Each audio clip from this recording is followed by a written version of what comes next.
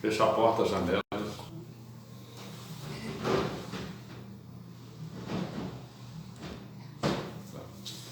Queridos, é uma alegria estar com vocês mais uma vez neste domingo para o nosso culto. Deus te abençoe. Vamos estar juntos por meio desse recurso que tem sido providencial nessa época de isolamento, de necessidade da gente se precaver.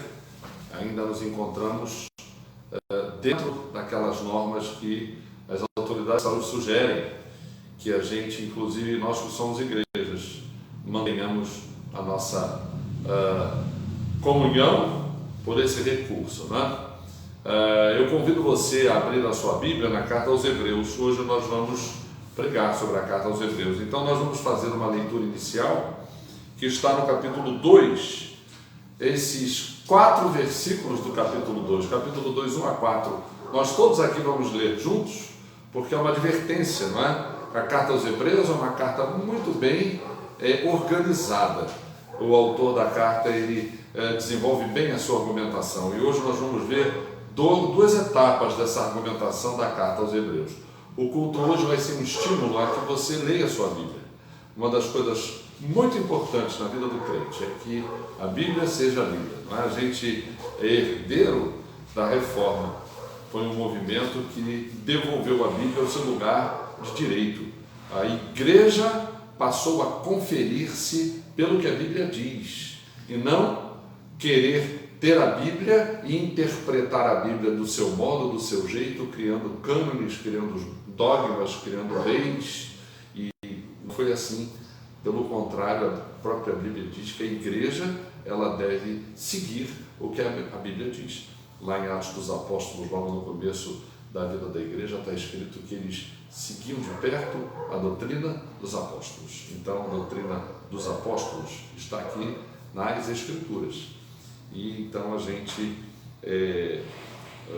aprecia, coloca a Escritura como uma coisa mais importante na nossa vida. Então é muito relevante que você possa lê-la. O culto de hoje vai ser um convite a ler e, lendo, compreender o que a Escritura tem a dizer. Hebreus 2, de 1 a 4. Vamos ler todos juntos?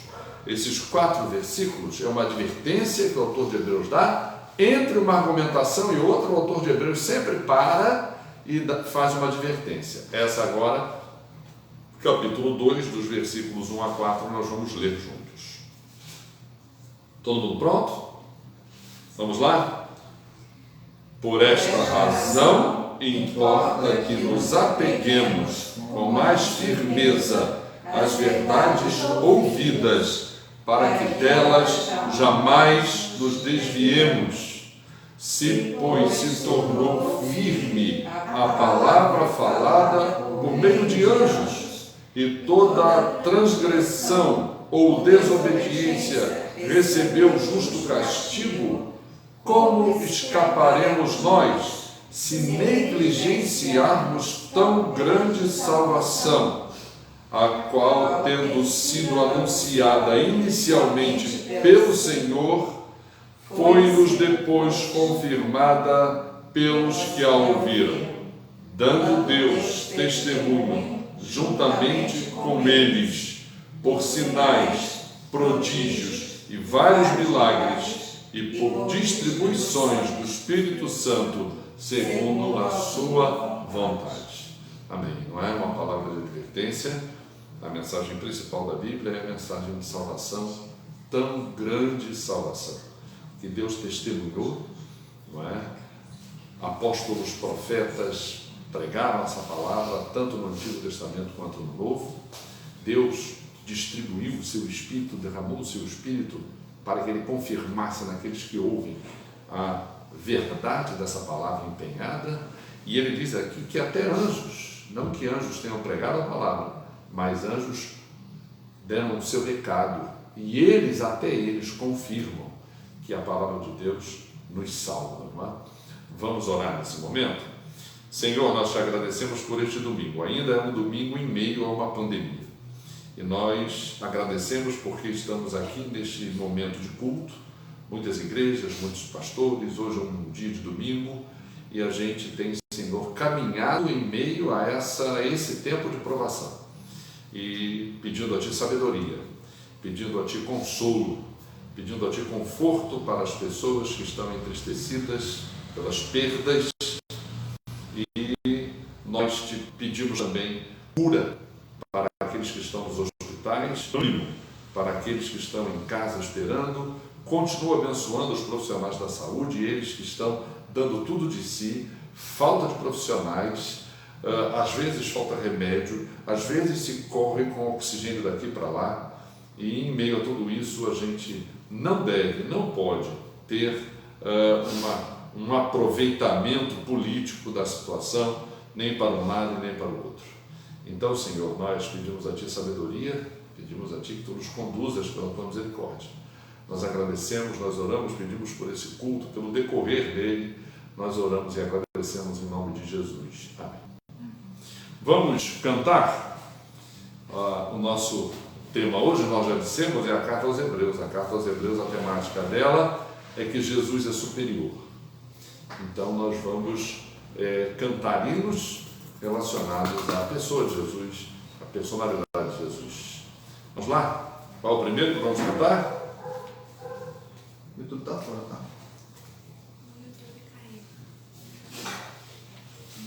Estamos no Face, estávamos no YouTube. O YouTube, por enquanto, caiu. Logo que a gente consiga trazer de volta o YouTube, você vai ter os slides na sua tela e o sermão vai estar no nosso canal. IEC Manuel Julião. Por enquanto, somente no Face. Vamos cantar o nosso primeiro hino. 140 de Salmos e Hinos. Salmos e Hinos é o hinário mais antigo do Brasil. Você que já cantou em diversas igrejas, às vezes você percebe que os hinos se repetem de hinário para hinário, pois esses hinos apareceram primeiro em Salmos e Hinos. Salmos e Hinos ele foi editado pela primeira vez em 1861. Alguém pode fazer essa conta para mim? Eu acho que dá a conta inteira, né? 2021 menos 1861, 160 anos. Salmos e Hinos está completando neste ano 160 anos. Vamos então cantar o hino 140?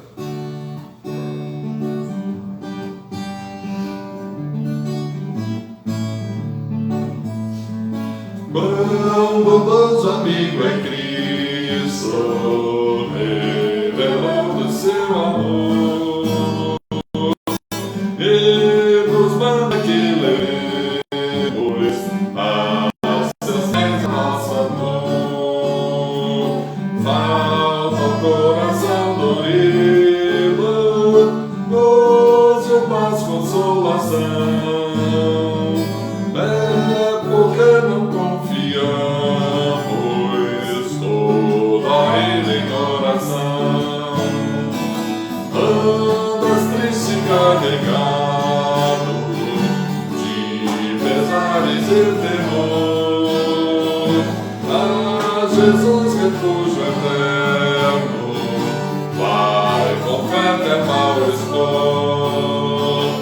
Teus amigos te desprezam, conta-lhe sem oração, e por seu amor fraterno, paz terás no coração. Cristo é verdadeiro amigo, disso prova nos mostrou, quando para ver remido ao culpado se encarnou, derramou precioso sangue para as manchas nos lavar, luz em vida e no futuro já podemos alcançar. Amém. A Bíblia diz que nós éramos inimigos de Deus. A Bíblia diz que Jesus, o amigo de Deus, nos tornou mais do que servos, nos tornou amigos, nos tornou filhos. E João ainda diz na sua carta, na sua primeira carta, que nós somos filhos e ainda não se manifestou o que nós haveremos de ser, não é? Nós queremos agora mencionar os pedido de oração, nós estivemos orando pela minha prima Dercília. Dercília, na família de meu pai, é a minha prima mais velha, porque ela era a filha mais velha do irmão mais velho do meu pai. Não é? Eram 10 irmãos. O José, o irmão mais velho, o primogênito, a sua primeira filha foi Dercília. Quando eu nasci, Dercília tinha quase 20 anos de idade. Ela ia fazer 20 anos de idade. Quando eu nasci, em 1957. Então, Dercília estava com 82 anos, quase 20 anos mais velha do que eu. E Dercília, anteontem, foi embora para Jesus e está com ele. E a família de Dercília é uma família muito grande, ela tem 7 irmãos. São 5 mulheres e 3 homens. Esse meu tio José teve 8 filhos, todos bonitos, todos crentes. Dercília tem 4 filhos, Dercília já é bisavó, a irmã dela Derli também, a irmã dela Dinair também.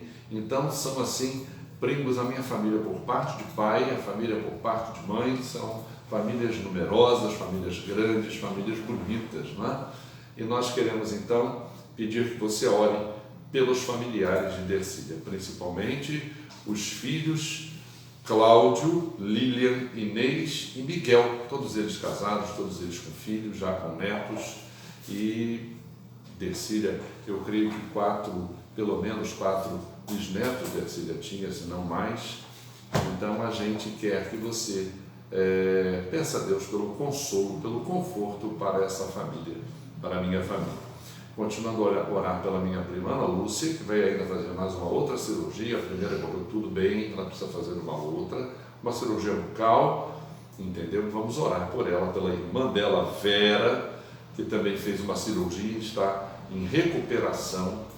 Nós queremos mencionar o Cristiano. Estivemos orando por esse rapaz, genro da colega de trabalho, professora Rose, de minha mãe. Cristiano já saiu da UTI, Cristiano está no leito, no quarto, já falou com a esposa por meio de videochamada. Vamos agradecer a Deus essa melhora. A gente sabe que está numa situação tão difícil e que a melhora, assim, nos motiva, nos alegra, porque tantos são os casos tristes, né? A gente quer mencionar também a dona Conceição. Conceição é a avó da noiva de meu filho, mãe do pastor Edson, da Igreja Batista Regular Israel. Vamos agradecer a Deus a sua volta para casa. Ela esteve durante muito tempo na UTI, uma senhora de idade, mas olha, graças a Deus, saiu do hospital revigorada, já está na sua casa se recuperando. Vamos continuar orando, agradecendo a Deus mais essa vitória, não é? Mais algum pedido de oração?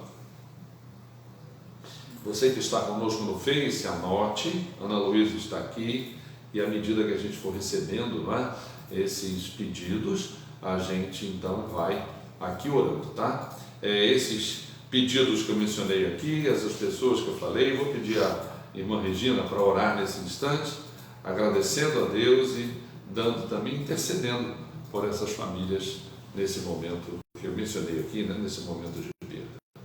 Vamos orar?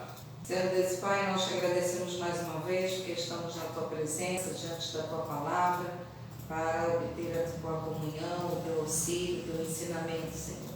E colocamos diante do Teu trono, Pai de amor, as famílias neste momento enlutadas, ó Pai, por conta dessa Covid-19. As perdas, Senhor, são muitas e te pedimos o Teu consolo para cada coração. E te agradecemos agora, Senhor, pela recuperação de alguns, Senhor, que são queridos, próximos a nós, que nós estamos intercedendo a Ti. Obrigada, Pai de amor, pela melhora de Cristiano, pela volta de Dona Conceição para casa, Senhor, e alguns outros. Nós colocamos ainda no Teu trono, Pai, aqueles que ainda estão necessitando dessa cura. E te lembramos agora, Pai de amor, a família de Dercília, agradecemos a Ti pela sua vida, pelo seu exemplo, Senhor, teu cuidado que ela teve com Dona Dorca, Senhor, durante tanto tempo. E te agradecemos pela sua família. E agora que está contigo, Pai, pedimos o consolo para os seus filhos, seus familiares, Senhor, que entendem como Dercília foi importante aqui, enquanto ela nos ensinou, enquanto esteve conosco. Nós te agradecemos as tuas bênçãos, tendo a certeza que tu cuidas de nós. Em nome de Jesus, amém. Amém. Vamos cantar mais uma vez. Nós cantamos que Cristo é o bondoso amigo que nos tornou amigos de Deus, nos ensina a ser amigos de Deus. Éramos inimigos de Deus no entendimento, nas obras, a Bíblia diz isso, mas o amor de Deus nos deu o seu Filho para que pudéssemos ser amigos de Deus. Vamos cantar o próximo hino. Fala, minha alma. 322? Acertei? 344. 344, a gente vai cantar mais um hino de Salmos e Hinos, o hinário que este ano completa 160 anos, o pai de todos os hinários, né? Salmos e Hinos foi iniciado pelos missionários Roberto Calley, Sarah Calley, muito mais Sarah Calley do que Roberto Calley, mas há hinos também dele aqui. E Dona Sarah, como musicista, um dos seus ministério de música, foi esse de editar salmos e hinos. Pastor Douglas Nassif Cardoso, de São Paulo, tem um livro que inclusive defende a tese de que os salmos e hinos, ela trouxe pronto esse de 160 anos atrás, já foi uma segunda edição ampliada dos hinos, não é? É muito interessante a pesquisa desse pastor. Vamos cantar 344 de salmos e hinos.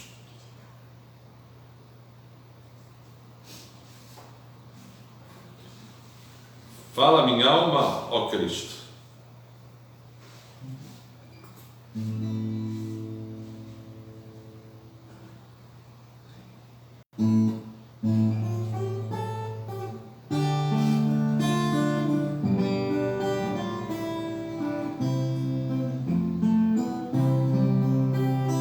Fala minha alma, ó Cristo, fala-me com amor, sagrada com ternura, eu sou teu Salvador.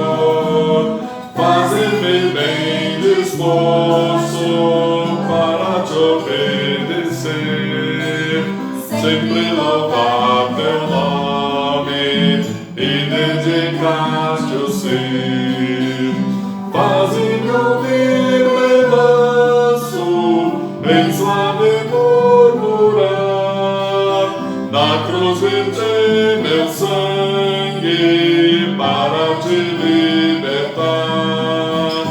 Fala-me cada dia, fala com terno amor, sagrada meu ouvido, tu tens um Salvador.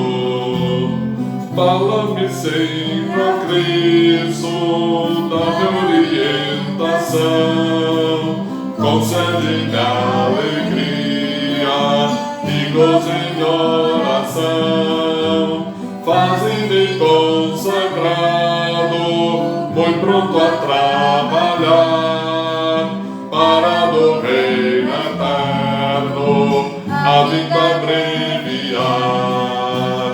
Faze-me ouvir bem manso, em suave murmurar, na cruz verter meu sangue para te libertar. Fala-me cada dia, fala com terno amor, segreda meu ouvido, tu tens um Salvador. Como na antiguidade mostravas teu querer, revela-me hoje e sempre qual seja o meu dever. A ti somente eu quero louvores entoar, teu nome eternamente engrandecer e honrar. Faze-me ouvir bem manso, em suave murmurar, na cruz verter meu sangue para te libertar. Fala-me cada dia, fala com terno amor, sagrada meu ouvido,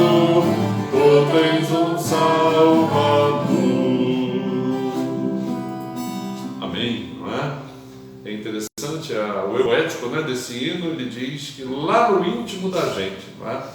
A gente tem a certeza de que tem um Salvador. É como se a nossa alma pudesse falar a nós mesmos, não é? Dizendo, a gente hoje falou do sepultamento da minha prima, eu não pude estar, eu fiz um vídeo para eles, eu falei disso. Olha, o corpo é isso que a gente sabe, precisa de sepultura ou de cremação, de um jeito que a gente se livre dele. Ele vai apodrecer, vai mirrar, vai virar pó, mas a pessoa em si, a alma em si, você quer chamar de alma, você quer chamar de espírito, a pessoa em si está na presença de Jesus e aguardando o novo corpo, o corpo da ressurreição, o mesmo corpo que Cristo agora tem, nós vamos ter. E esse corpo não envelhece, não se contamina de coronavírus, não entristece, não morre, não sente dor, não peca. Isso é a promessa da palavra de Deus, não é? Eu convido você a acompanhar com a gente o nosso sermão de hoje. Já estamos aí no YouTube? Que beleza, não é? Graças a Deus. Aí no YouTube você tem o nosso primeiro slide te indicando a carta aos Hebreus. Jesus é superior, capítulos 1 a 3. Nós fizemos extratos, trechos desses capítulos, vamos colocar na tela. E o sermão de hoje é como se fosse uma leitura bíblica, não é? Nós vamos lendo juntos e nós vamos extraindo dessa leitura esses tópicos que o autor de Hebreus, de uma maneira tão inteligente, tão inspirada, tão abençoada, coloca. Ela é chamada Carta aos Hebreus porque é fantástica a argumentação desse autor. Ele pega toda aquela herança do Antigo Testamento que a leitura dela, a leitura de tudo que está no Novo Testamento, agora a gente precisa de outras lentes, as lentes da revelação em Jesus. A gente tem que olhar para o Antigo Testamento pelas lentes da revelação de Jesus, porque a gente descobre os valores do Antigo Testamento, a gente descobre os referenciais proféticos do Antigo Testamento, mas se a gente olha para o Antigo Testamento dentro daquela mentalidade, meu pai bem dizia que era revelação em marcha, então a gente vai pensar que há ainda certos aspectos do Antigo Testamento que vão ter uma continuidade, que ainda não se cumpriram. Por exemplo, a promessa de um Messias. Há pessoas que distorcem a promessa do Messias no Antigo Testamento e não identificam Cristo como esse Messias. Então, pensam no quê? Num outro? Ou pensam, fazem uma adaptação da leitura do Antigo Testamento, diz, não, olha, o Antigo Testamento promete uma era messiânica, né? A gente lembra um pouquinho lá da Belle Époque, né?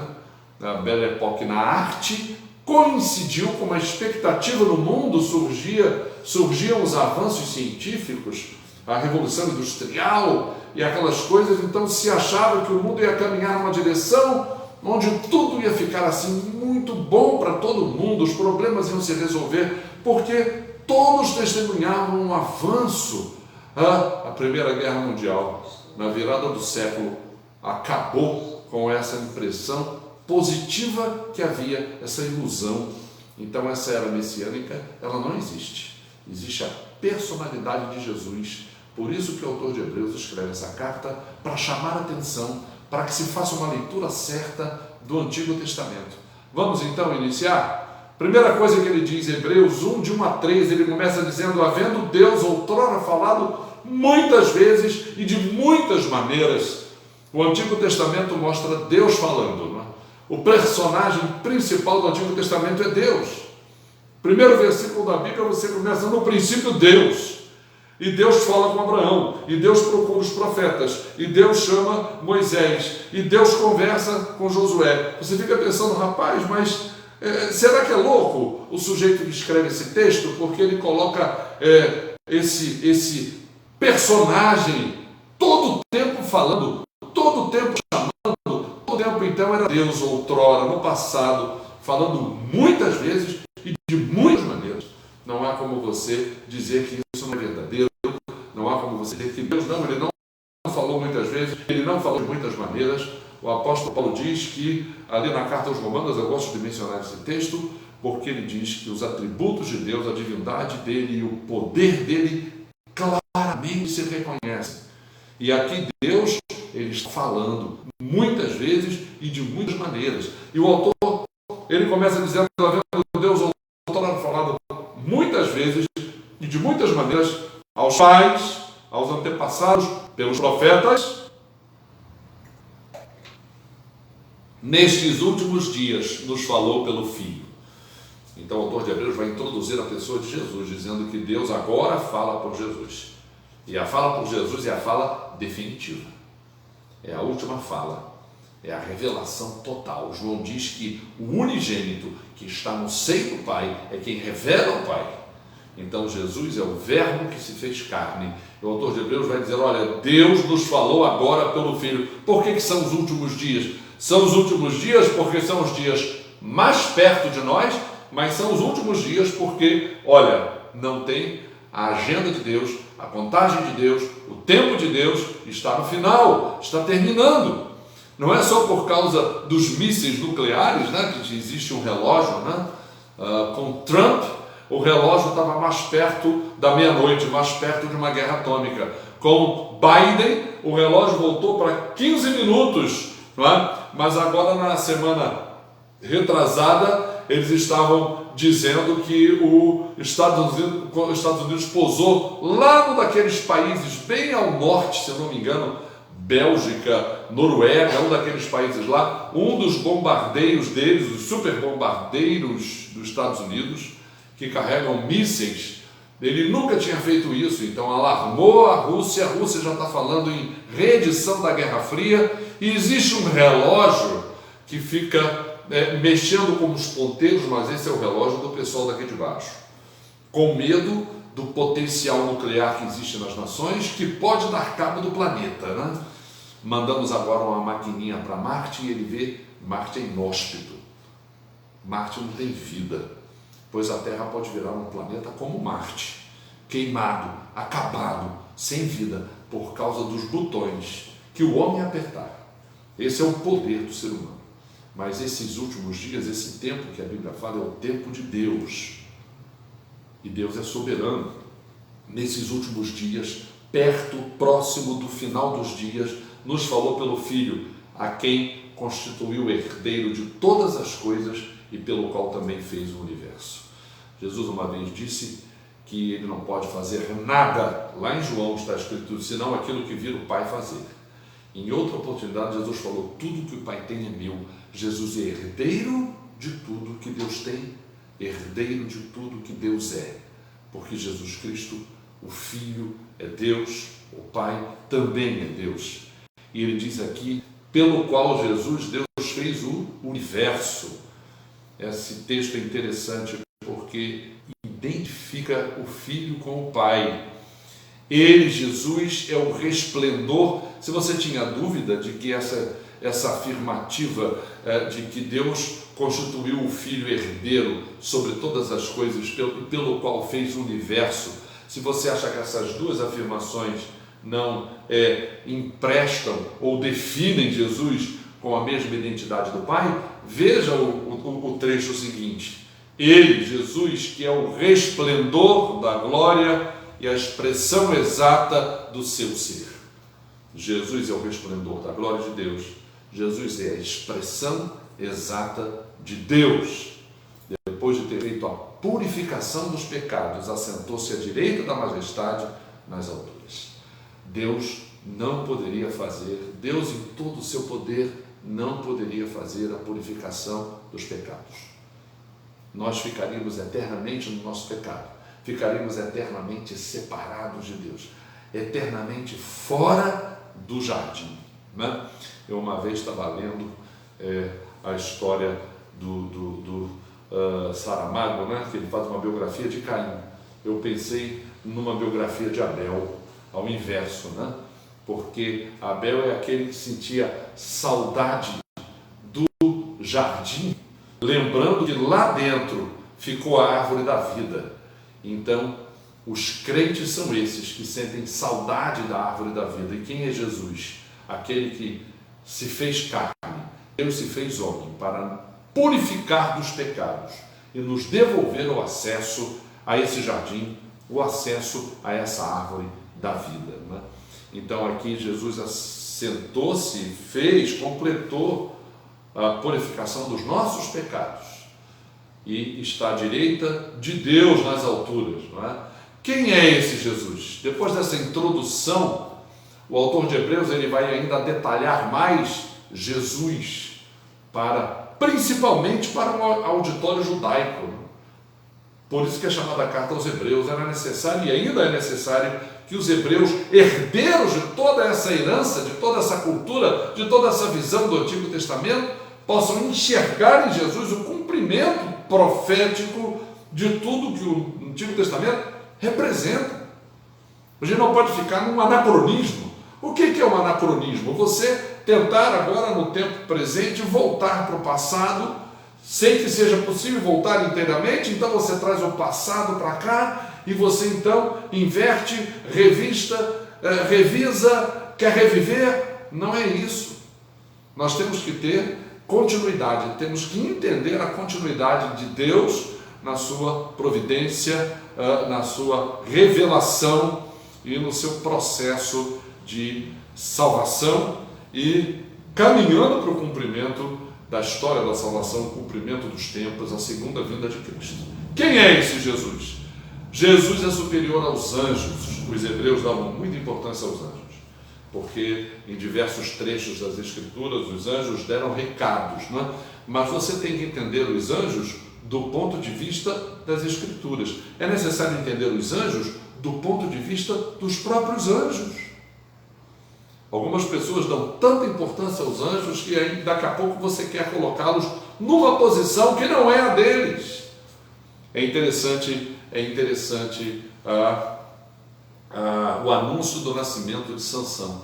Se você for lá no livro de Juízes, você vai encontrar o anjo que apareceu para a mãe de Sansão. Inclusive a Bíblia não fala nem o nome dela, a gente tem o nome do pai, Manoá.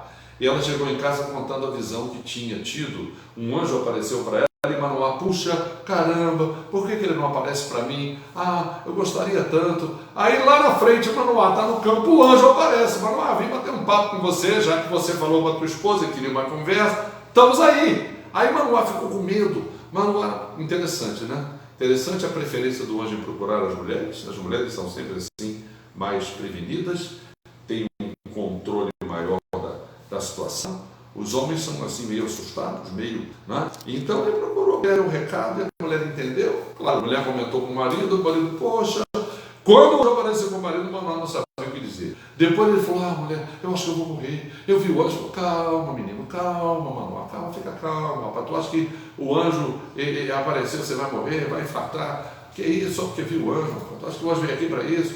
Preste atenção, rapaz. Aí Manoá queria segurar o anjo, queria fazer um sacrifício dedicado ao anjo. Não existe isso, não existe isso. Nenhum sacrifício a gente aceita, sacrifica para Deus. Aí Manoá fez o sacrifício, o anjo queimou tudo instantaneamente. E Manoá levou aquele susto. Então, a ideia de Manoá a respeito da pessoa do anjo teve que ser corrigida pelo próprio anjo. E outra coisa lá no Apocalipse, João ele faz um tour. Todas as visões do Apocalipse tem sempre um anjo conduzindo João e falando com ele faz perguntas e vai até que no final, quando o anjo diz que está acabando, que já está terminando, que as visões já foram suficientes para o que ele tinha que escrever, ele quer se ajoelhar, o anjo, não, João, que isso, rapaz? Adora a Deus. Então o anjo diz a João que não se adora anjo, não se fala com anjo, não se ora para anjo. Então os judeus, a Bíblia nem diz isso, gente, mas os judeus, eles diziam que os anjos fizeram uma mediação para entregar a lei do Sinai para Moisés. A Bíblia não diz isso, mas o judeu tem essa. Então o autor de Hebreus, percebendo isso, ele está dizendo, olha, Jesus, ele se tornou tão superior aos anjos, quanto herdou o mais excelente nome do que eles. É porque é uma coisa muito interessante na pessoa de Jesus, né? Anjo nunca experimentou pecado, não é? Os anjos nunca pecaram e nunca vão pecar. Anjo que foi tentado e caiu, tornou-se demônio. Ele não tem segunda chance. Anjo, Jesus não morre para salvar anjos. não existe perdão para anjos, não existe conversão de anjos. Então, a pessoa dos anjos, anjo nunca experimentou morte, Jesus experimentou morte. Se anjo nunca foi tentado, Jesus foi tentado. Então é interessante esse grau, né? A impressão que a gente tem, e o salmista mesmo diz isso, que Jesus se fez um pouco menor do que os anjos, porque os anjos não sentem fome, os anjos não sentem dor, os anjos não nascem, não crescem e morrem, os anjos não envelhecem, os anjos não têm as limitações humanas que nós temos. Então essa era a confusão que o autor de Hebreus queria corrigir na maneira necessária para se entender a pessoa de Jesus. Aprenda isso. Há coisas na pessoa de Jesus que são exclusivas dele. Não tem como você, nem por um pouco, ou nem numa porção, numa quarta parte, numa oitava parte, numa 10ª parte, você deslocar isso de Cristo para qualquer outra pessoa. Você ora a Deus em nome de Jesus, você não ora a Deus em nome de um anjo, você não ora para um anjo, você não conversa com um anjo, o anjo não leva recadinhos nossos para Deus, isso é exclusivo de Jesus. E era isso que o autor de Hebreus queria corrigir. Tendo se tornado Jesus tão superior aos anjos quanto herdou o mais excelente nome do que eles, a qual dos anjos Deus jamais disse: tu és meu filho, eu hoje te gerei. E outra vez, a qual dos anjos Deus disse: eu lhe serei pai, ele me será filho. É muito difícil um hebreu entender Jesus como filho de Deus. Aliás, é muito difícil um hebreu até se entender como filho de Deus, né? Dizem que é um deboche que é feito, né, pelos muçulmanos em relação aos judeus, dizendo que o Salvador, que o Deus dos judeus nasceu, não é, de uma mulher, né? E nasceu mesmo, lambuzado de sangue, nasce como todos nós nascemos, a um deboche, a um achincalhe, não é? Porque a mulher, em certas culturas, é depreciada. Então dizer que houve um Deus que nasceu de uma mulher todo melado de sangue, teve que ser lavado, teve que ser enrolado em panos. O que os anjos? Os anjos disseram aos pastores. Os pastores disseram para os anjos, talvez tenham dito assim: gente, vocês estão dizendo para nós, legal, vocês apareceram, a gente não tem tela, não tem internet, então esse lance de vocês aparecerem aí, a gente está assim, está se refazendo, né? Muito legal, mas vocês estão dizendo que a gente vai deixar o rebanho e vai para a cidade, porque nasceu um bebê. Olha, o que mais está nascendo é bebê, e vocês estão dizendo que o bebê que a gente vai ver, ele está embrulhado em pano. Todo bebê é embrulhado em pano. Vocês disseram para nós que o sinal é que o bebê está embrulhado em pano. É o filho. É esse o sinal. É o filho de Deus. Para isso que o autor de Hebreus está escrevendo. Você tem que entender que esse bebê que nasceu, como todos nós nascemos, principalmente nós que nascemos de parto normal, principalmente nós que somos primogênitos, não é? Que saímos da mulher, como todo mundo sabe, que sai assim, tem que ser lavado, tem que ser enrolado num pano, ainda mais no tempo de Jesus, em que o parto era, como foi, numa manjedoura, não era num hospital, não era... Não? Esse Filho de Deus nasceu assim, mas ele é o Filho. Tu és meu filho, eu hoje te gerei. Deus diz isso para ele. Eu lhe serei pai e ele me será filho. É isso que a Bíblia diz, e é essa a verdade do Evangelho, essa é a verdade da salvação, essa é a verdade em relação a Jesus. E eu já disse que esse tu és meu filho, hoje te gerei, se aplica a todo aquele que crê em Jesus. João diz isso. Veio para o que era seu, os seus não receberam, mas a todos quantos o receberam, Deus deu-nos o poder de serem feitos por Deus, filhos de Deus. Quem crê em Jesus ouve, tu és meu filho, eu hoje te gerei, porque é batizado em Cristo. Essa é a história da salvação. E novamente, diz o texto aqui no ponto 2, ao introduzir o primogênito no mundo, todos os anjos de Deus o adorem. Os anjos, a quem são subordinados? Os anjos a Deus. A ninguém mais os anjos são subordinados. A Bíblia não diz que Moisés recebeu a lei por mediação de anjos, mas a Bíblia diz que quando Moisés morreu, um anjo veio sepultá-lo. E a Bíblia diz que Satanás queria o corpo de Moisés. Você sabe com que finalidade? Né? Ia mumificar? Ia transformar numa religião? Não sei. Aí a Bíblia diz que o anjo que estava responsável por sepultar Moisés disse assim para Satanás: o Senhor te repreenda. Ele não ofendeu. Ele não sai para lá, serpente velha, cobra sem vergonha, maldito. Vai de reto, Satanás. Não, o anjo falou: o Senhor te repreenda. Os anjos reconhecem unicamente a autoridade de Deus naquilo que tem para fazer, para dizer, no recado que tem para dar. Deu o recado, o anjo vai embora. O que ele diz aqui? Deus falou: todos os anjos de Deus adorem o Filho. O homem, o único homem que pode receber adoração é Jesus. Na Bíblia, o único homem autorizado a receber adoração é Jesus.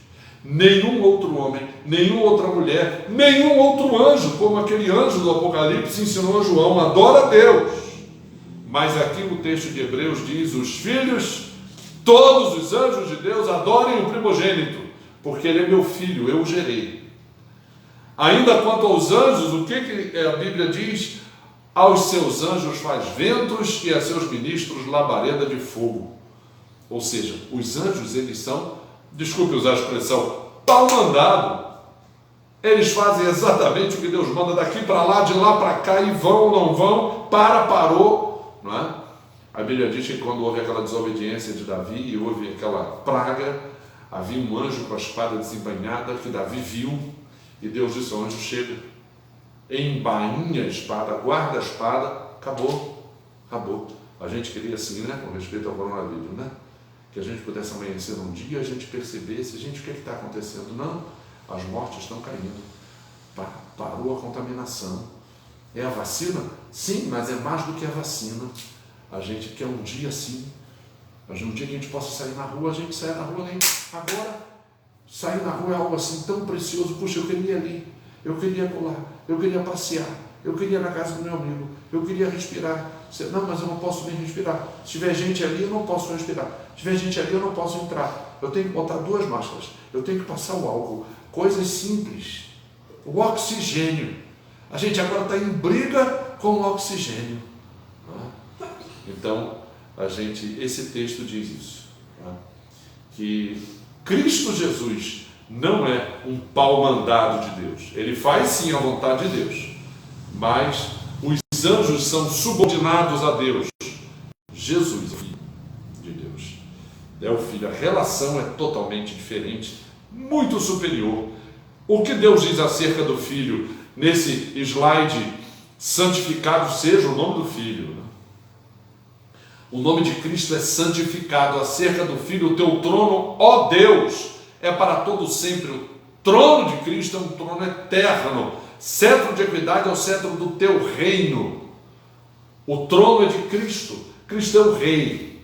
O rei Davi recebeu uma promessa de um reino eterno. Quando Babilônia invadiu Jerusalém e o trono foi o palácio queimado, o templo queimado, a cidade queimada, os muros queimados, e nunca mais Israel teve rei. Desde o tempo da Babilônia, Israel teve um período curto de 100 e poucos anos, a Revolução dos Macabeus, ali entre o declínio dos gregos e o surgimento do Império Romano, né? Por volta de 168 a.C. Isso durou até o ano 90, acho que não completou 100 anos de liberdade. E depois que os romanos entraram, Israel só foi ter liberdade política. Israel só conseguiu ser uma nação política em 1948. E foi até Oswaldo Aranha, um brasileiro, que dirigiu a reunião da ONU, que concedeu, que reconheceu o Estado de Israel. Jogaram eles na Palestina e eles até hoje estão lá, apertados, né? 6 milhões de judeus com 100 milhões de árabes em volta deles. É um milagre essa nação, esse povo, né? Então, o texto diz aqui que Jesus é esse rei, mas ele não é só um rei político, ele é o rei do reino de Deus, é o reino de um trono permanente. O teu trono, ó Deus. Deus chama o Filho de Deus. O teu trono, ó Jesus, o teu trono, ó Deus, é para todo sempre. O cetro de Deus é o cetro de Jesus. Ele é o Filho, ele reina. E ele reina mais do que um reino político. Ele é o rei da nossa vida, do nosso coração, da nossa salvação. Esse reino é um reino eterno. Não é um reino político, um reino humano. Amaste a justiça e odiaste a iniquidade, meu filho. Por isso Deus, o teu Deus, te ungiu com óleo de alegria, como a nenhum dos teus companheiros. Jesus, ele é a nossa unção. Jesus tem uma unção que é só dele. Esse óleo com que ele foi ungido é o óleo do nosso Salvador, daquele que nos apresenta também ungidos. Jesus derramou o Espírito. Jesus disse: eu vou derramar o Espírito, o Consolador vai vir. No primeiro sermão, Pedro disse isso. Isso que vocês estão vendo é o Espírito que ele derramou para os que creem. E o Espírito vem habitar nos que creem, selar a fé dos que creem. O Espírito é a unção. E diz aqui o texto ainda: no princípio, Senhor, lançaste os fundamentos da terra. Cristo, da mesma forma, Cristo estava com Deus lançando os fundamentos da terra, e os céus são obra das tuas mãos, eles perecerão, tu porém permaneces, sim, todos eles envelhecerão, qual veste, também qual manto os enrolarás, como veste serão igualmente mudados, tu, Jesus, porém, és o mesmo, os teus anos jamais terão fim. A criação é algo para fora de Deus. Deus não está dentro do espaço infinito. O espaço infinito, esse espaço sem conta, que o homem não sabe direito como surgiu, fica descobrindo partículas, descobrindo coisas novas a cada momento. Esse universo é apenas criação. Deus está fora dele. Os fundamentos da física quântica, de tudo que o homem está descobrindo, foi lançado por Deus e Cristo participou com ele nessa criação. Mas ele mesmo é eterno, como o Pai é eterno. E Deus ainda diz: olha, a qual dos anjos jamais, assenta-te, a qual dos anjos Deus jamais disse: assenta-te à minha direita, até que eu ponha os teus inimigos por estrado dos teus pés. E a Bíblia diz que o inimigo principal de Cristo é o pecado. O inimigo principal é a morte. A serpente, o Éden também diz que vai ser esmagada a cabeça da serpente. A ferida no calcanhar, as cicatrizes, Jesus já tem. Então, o pecado foi derrotado. A morte ainda falta. Hoje, por exemplo, eu falei da morte de minha prima. E um dia nós também vamos morrer. Mas um dia vamos ressuscitar. E na ressurreição, definitivamente, a morte terá sido derrotada. Então é isso que o texto diz aqui. Assenta-te à minha direita até que eu ponha os teus inimigos por estrada dos teus pés. Quem são os anjos? Espíritos ao serviço, espíritos ministradores, enviados a favor, para serviço a favor dos que hão de herdar a salvação. Desde o Antigo Testamento até agora, era mais frequente no Antigo Testamento a aparição de anjos. Hoje é menos frequente, mas eles estão a serviço dos que herdam a salvação. São espíritos a serviço, são ministradores, paus mandados de Deus e de Jesus Cristo. Jesus Cristo é superior aos anjos. A argumentação para a nossa segurança quanto a quem é Jesus: não foi a anjos que Deus sujeitou o mundo que há de vir, sobre o qual estamos falando. Antes, porém, em certo lugar deu pleno testemunho, dizendo: quem é o homem que dele te lembres? Ou o filho do homem que o visites? Essa impressão, essa citação do Salmo 8 dá a entender que o homem é desprezível. Não. Esse filho do homem aqui somos nós. Esse filho do homem é o Filho. Deus se fez filho para nos salvar. O nosso valor está no fato, como Paulo diz em Filipenses, de Deus se esvaziar da sua glória, se fazer servo, obediente até a morte, e morte de cruz, para nos salvar. Fizeste-o por um pouco menor do que os anjos. Em que sentido Jesus é por um pouco menor do que os anjos? Por causa da morte. De honra e glória o coroaste e constituíste sobre as obras das tuas mãos. Deus, ele não pode repartir com ninguém a sua grandeza, mas o Filho é Deus do mesmo modo que o Pai é Deus. E ele conquista a nossa salvação para o Pai. É nesse sentido que o texto diz: Jesus é um pouco menor do que os anjos por causa do sofrimento da morte, mas é o Filho e realiza o que anjo nenhum pode fazer. Não é? Fala de Deus o que anjo nenhum pode falar. Revela a Deus como anjo nenhum pode revelar. E com Deus tem uma intimidade que anjo nenhum tem, porque ele e o Pai são a mesma pessoa. O que Deus mais diz sobre Jesus? Diz isso: não sujeitou a anjos, sujeitou a Cristo, o mundo que há de vir, o reino dos que são salvos. Todas as coisas estão debaixo dos pés. Deus sujeitou a ele todas as coisas. Não vemos tudo ainda a ele sujeito? Há ainda um tempo, né? A Bíblia diz que na segunda carta Pedro escreve das pessoas que debochavam, que riam, que ridicularizavam o anúncio da igreja a respeito dos tempos, a respeito da vinda de Cristo, da segunda vinda. E os idosos estão morrendo, todos eles enganados, estão morrendo, dizendo que Jesus ia voltar. Cadê a promessa da vinda? E Pedro diz: olha, ainda não está sujeito tudo a Cristo, porque Deus está dando um tempo, e esse intervalo, esse tempo, esses parênteses da existência da igreja são a última chance de salvação. São a última chance de salvação. Acompanhe na sua Bíblia essa leitura que está aqui em 2 de Pedro, em que isso é dito, né? 2 de Pedro 3:9. Não retarda o Senhor a sua promessa, como alguns a julgam demorada, pelo contrário, ele é longânimo para convosco, não querendo que nenhum pereça, senão que todos cheguem ao arrependimento. É isso. Deus não retarda a sua promessa. Longânimo. O que é longânimo? A gente agora vai ter a Olimpíada, né? Aquele camarada que participa da maratona, ele tem que ter um ânimo longo, tem que ter um fôlego, né? Deus é longânimo, ele dá a chance a que todos se salvem, né?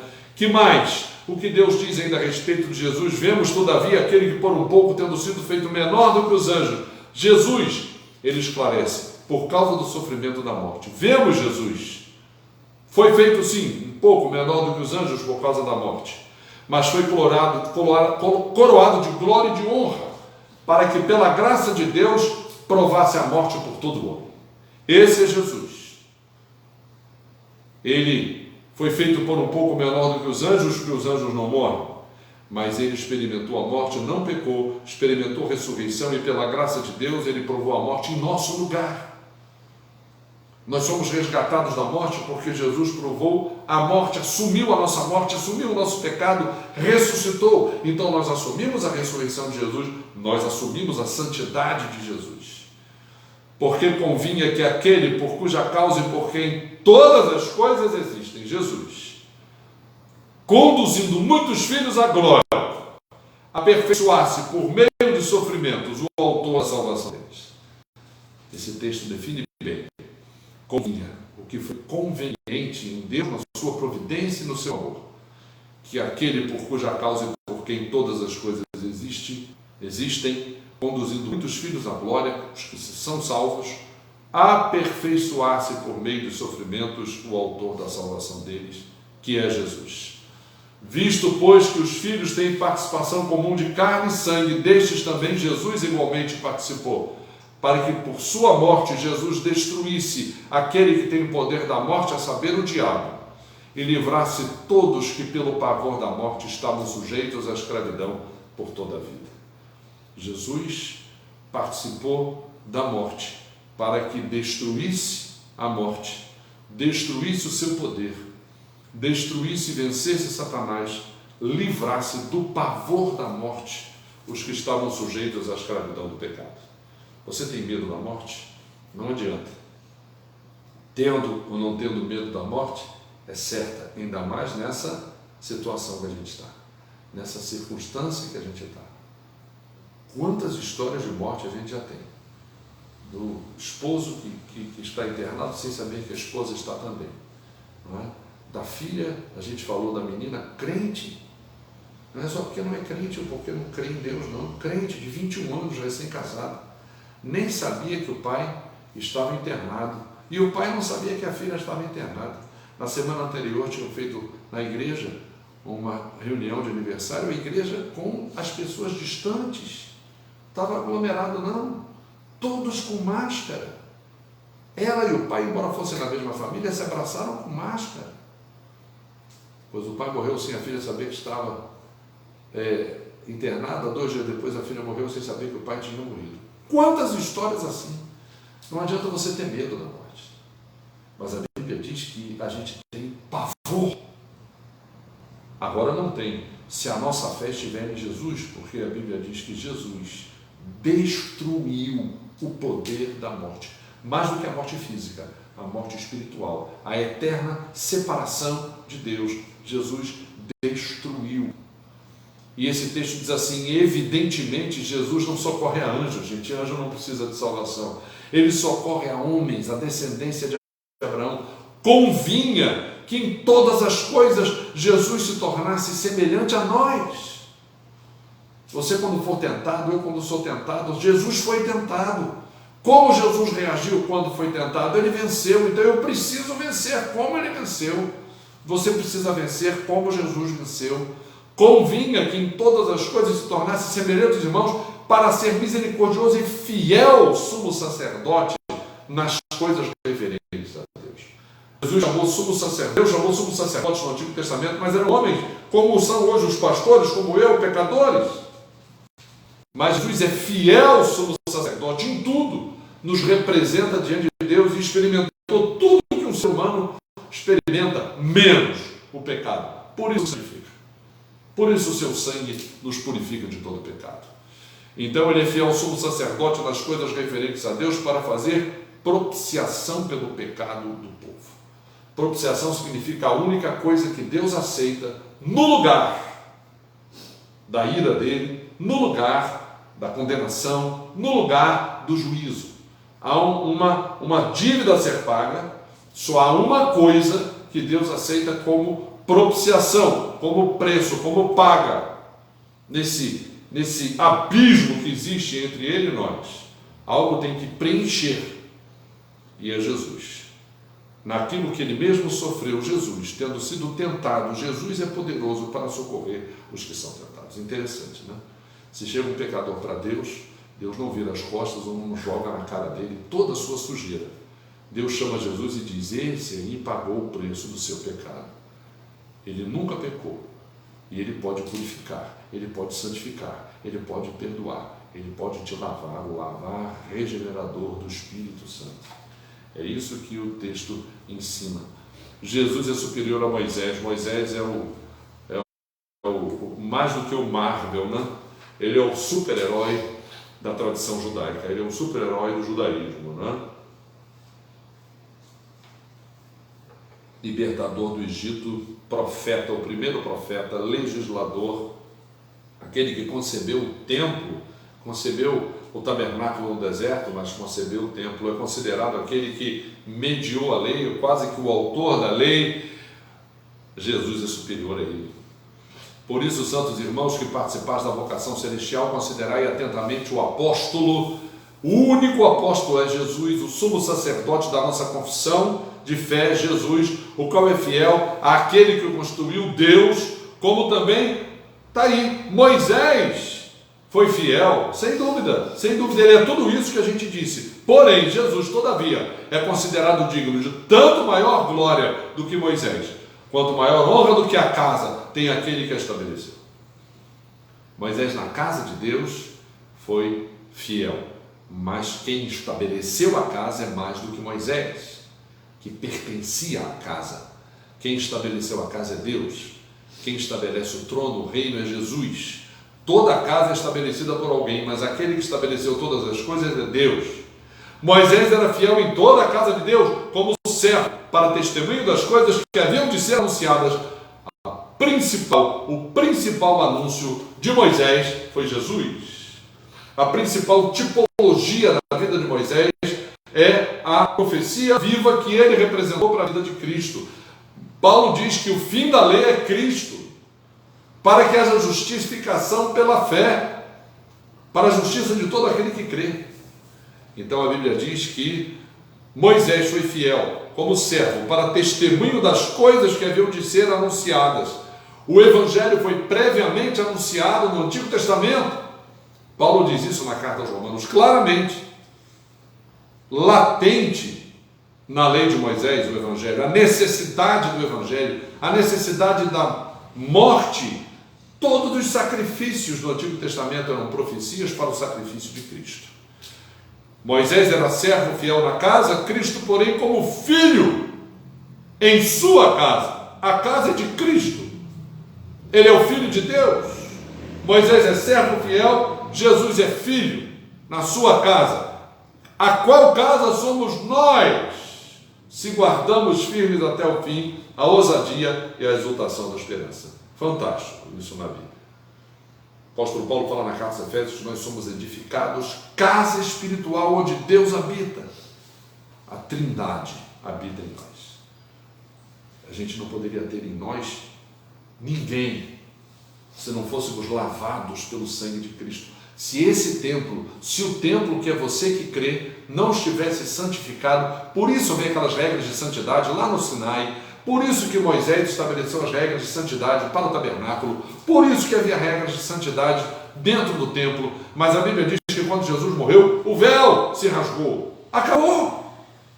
Não existe mais o ato exterior, o santo lugar, o santíssimo lugar, por trás do véu, não existe. Jesus abriu o caminho de vez, Hebreus vai dizer isso, direto para o verdadeiro tabernáculo, que é o céu. A casa de Deus somos nós. Jesus é superior a Moisés. Assim, pois, como diz o Espírito Santo, se você ouvir isso, se você ouvir a voz de Deus, começamos dizendo que Deus falou muitas vezes, de muitas maneiras, aos pais, aos profetas, agora nos fala por Jesus. Se você ouvir a voz, você está ouvindo a voz, não endureça o teu coração, como foi na provocação no deserto, quando o povo ouviu a voz de Deus e não creu, puseram Deus à prova, viram as obras de Deus por 40 anos, e aí ele vai dizer na argumentação final, temos nos tornado participantes de Cristo. Temos? Você já é participante dessa salvação? Temos nos tornado participantes de Cristo, se de fato guardamos firme até o fim a confiança que desde o princípio tivemos, nos é oferecida a salvação. Hoje, se ouvirdes a sua voz, não endureçais o vosso coração. A palavra endurecer aqui no Hebreus é esclerose, né? Esclerose. Sabe que esclerose é o fechamento das artérias, né? Quando diz que o idoso tem esclerose é porque as artérias do cérebro não regam mais. Então, eu até previno a minha esposa, quando o velho aqui ficar escleroso, entendeu? Vai ser um negócio chato, né? A esclerose é então esse estreitamento das artérias sem que possa circular. Não endureça, não esclerose o teu coração. Isso é uma provocação. Se você ouvir a voz, você está ouvindo a voz, você tem ouvido a voz, não endureça o teu coração. Quais os que tendo ouvido se rebelaram? Não foram os que saíram do deserto? Ele usa o exemplo da prevaricação no deserto. O povo ter ouvido e não querer atender a voz de Deus. Quase que eles lincham Josué e Caleb, 10-2, achando que aqueles dois homens estavam indo longe demais, dizendo a eles que crescem. Que crescem. Contra quem se indignou Deus por 40 anos, contra os que pecaram, os cadáveres caíram no deserto, contra quem jurou que não entrariam no seu descanso, contra os que foram desobedientes. Não puderam entrar por causa da sua incredulidade. Temamos, portanto, que sendo-nos deixada a promessa de entrar no descanso de Deus por meio de Jesus. Precisa parecer que algum de nós tenha falhado, porque foram anunciadas as boas novas a eles, estão sendo anunciadas as boas novas a nós. Presta atenção. A palavra que ouviram não lhes aproveitou, visto não ter sido acompanhada pela fé naqueles que a ouviram. Houve pregação? Houve. Eles ouviram a palavra? Claro que ouviram. Mas não houve fé. Não creram. Rejeitaram. Não. Isso não é cabível, isso não é racional, isso não faz sentido. O que a gente falou lá no estudo de Provérbios? Palavra de Deus é loucura para os que se perdem, mas é sábia para os que creem. Então, tudo isso que Jesus garante, a Bíblia diz que você não deve deixar de ouvir, de atender. Não endureça o seu coração. Permita que o Espírito Santo amoleça o seu coração. Fala, minha alma, ao Cristo, nós cantamos, não? Pois Ele tem falado, pois Ele fala, pois o Espírito testifica, você deve atender. Deus te abençoe. Essa é a palavra de salvação a respeito do Filho, que é superior aos anjos, que é superior a Moisés. É o Filho de Deus, aquele a quem Deus disse: tu és meu filho, hoje te gerei. Nós vamos orar agora nesse instante. Há um hino ainda, meu filho? Então nós vamos, antes da oração, saber quem são as pessoas que estão pedindo, mencionando, para que a gente possa orar. A irmã Leilane, eu gostaria de agradecer pela recuperação. A Isabelle melhorou também, ela estava com algum problema de saúde, né? Melhorou. A Lia, a irmã dela, né?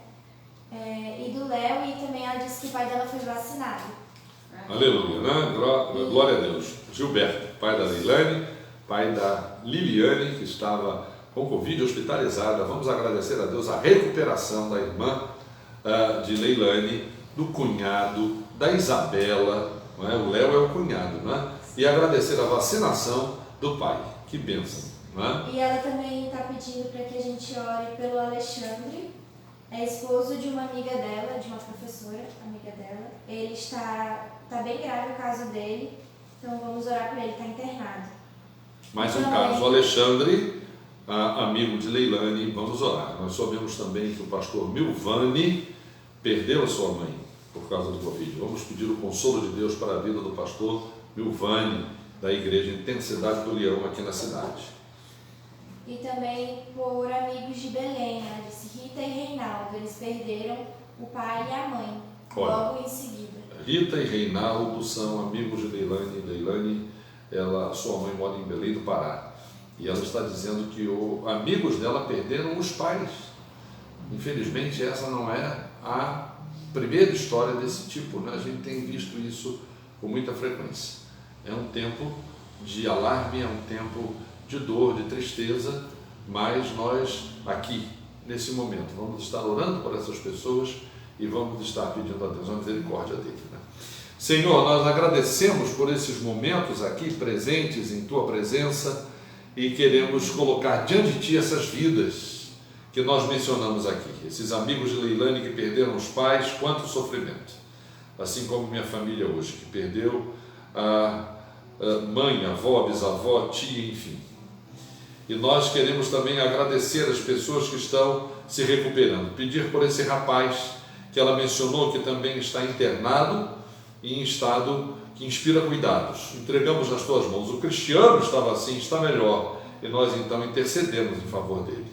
Obrigado também pelos familiares, o pai de Leilane que se vacinou, a irmã que melhorou, a sua filha também.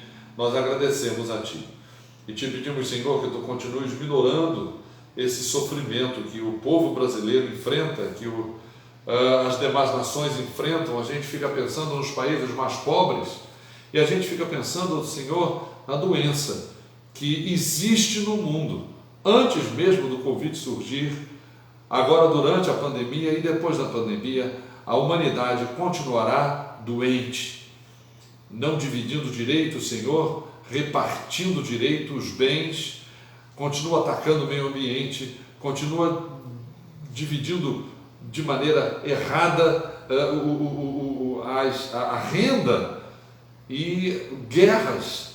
A gente vendo a guerra da Síria, que está comemorando 30 anos, e é uma guerra que mata crianças. Os testes com armas são feitos ali sem nenhum pudor. E a gente fica dizendo, Senhor, que a doença da humanidade é pior do que essa doença que aí está.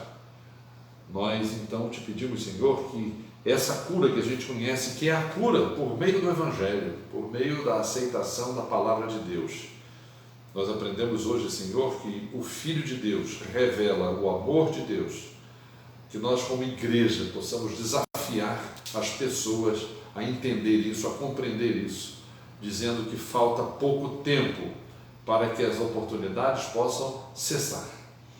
Então atende a nossa oração, nós agradecemos em nome de Jesus. Amém. Amém. Rei da Glória. Rei da Glória é um cântico, é um corinho. Acompanhe conosco, Rei da Glória, você que está no YouTube, na tela do seu computador.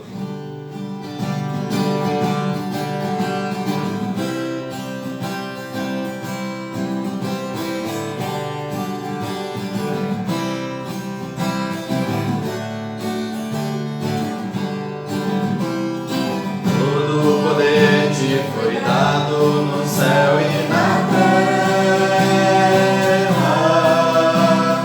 Todo o poder te foi dado.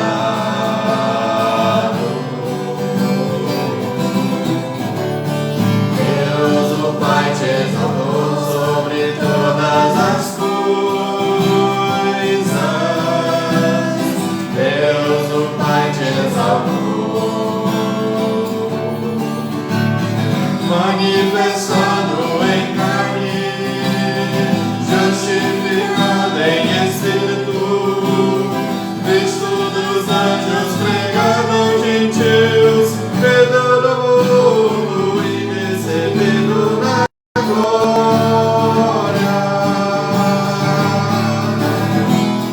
Levantai, ó portas das nossas cabeças. Levantai-vos, ó entradas eternas, e entrará o Rei da Glória. Quem é este Rei da Glória? O Senhor forte e poderoso, o Senhor poderoso na guerra.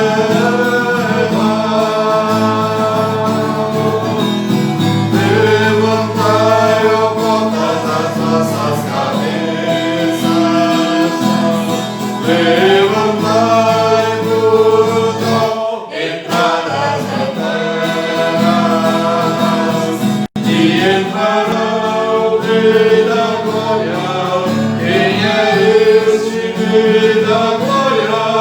O Senhor dos exércitos. Ele é o Rei da Glória.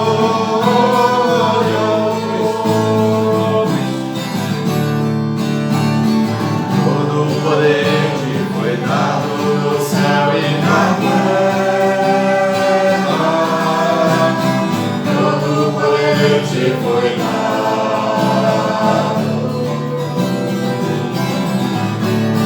Deus, o Pai, te exaltou sobre todas as coisas. Deus, o Pai, te exaltou,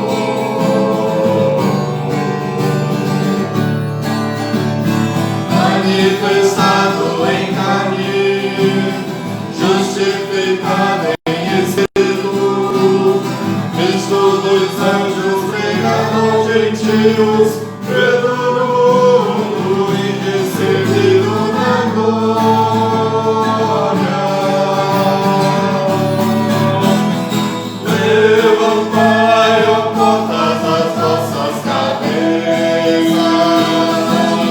Levantai-vos, ó entradas eternas, e entrará o Rei da Glória. Quem é este Rei da Glória? O Senhor forte e poderoso, o Senhor poderoso na guerra.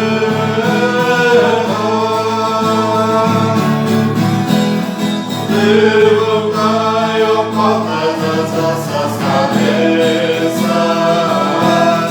Levantai-vos, ó entradas eternas, e entrará o Rei da Glória. Quem é este Rei da Glória? O Senhor dos exércitos. Ele é o Rei da glória.